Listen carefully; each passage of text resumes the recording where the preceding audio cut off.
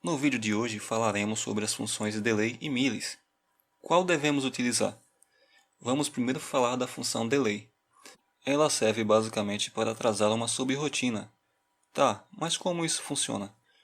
Vamos ao exemplo deste código que mantém um LED aceso por 1 segundo e apagado também por 1 segundo.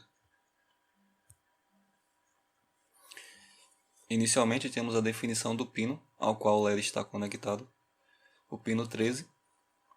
Temos a nossa função setup, que vai definir as configurações iniciais do nosso sistema. Aqui a gente só define o pino 13 como saída. Depois vamos para a função de loop, que vai ficar ligando o LED. Aí sim a função delay é invocada e como argumento é passado o tempo em milissegundos. Depois que passar esse 1000 milissegundos, que equivale a 1 segundo, a próxima instrução é invocada, que desliga o LED.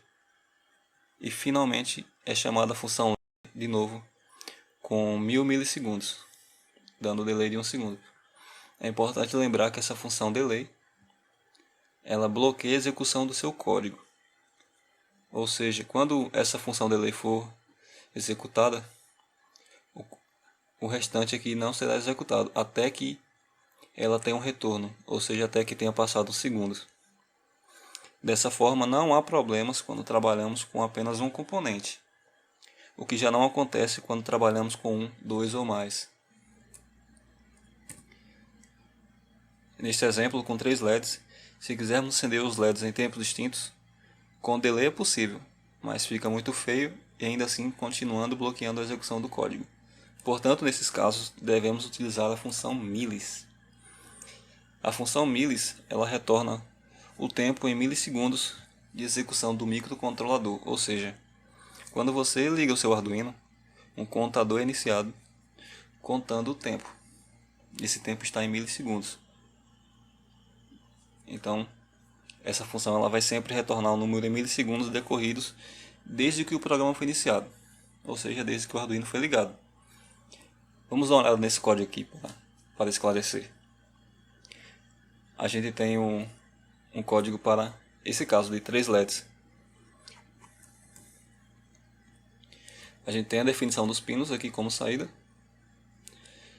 Temos a definição do tempo que ele será ligado ou desligado. Nesse caso aqui temos milis, ou seja, o tempo atual, mais 1000 milissegundos, ou seja, a gente tem o tempo atual mais 1 segundo.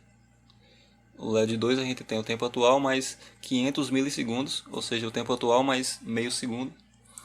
E o tempo para o LED 3 é 300 milissegundos. Na função de loop, a gente tem 3 ifs. Eles basicamente servem para checar se o tempo de ação de cada LED foi atingido. No primeiro if a gente tem: se o tempo atual for igual ao tempo do LED 3, a gente inverte a saída. Se o LED estava ligado, ele agora está desligado. Se ele estava desligado, agora ele vai ficar ligado. No segundo if é a mesma coisa, só que agora para o tempo do LED 2. Se o tempo do LED 2 foi atingido, a gente inverte a saída dele. A mesma coisa para o 3, para o 2 e para o 1. E todo o restante do código, ele continua sendo executado e não bloqueado como é no caso do LED do delay.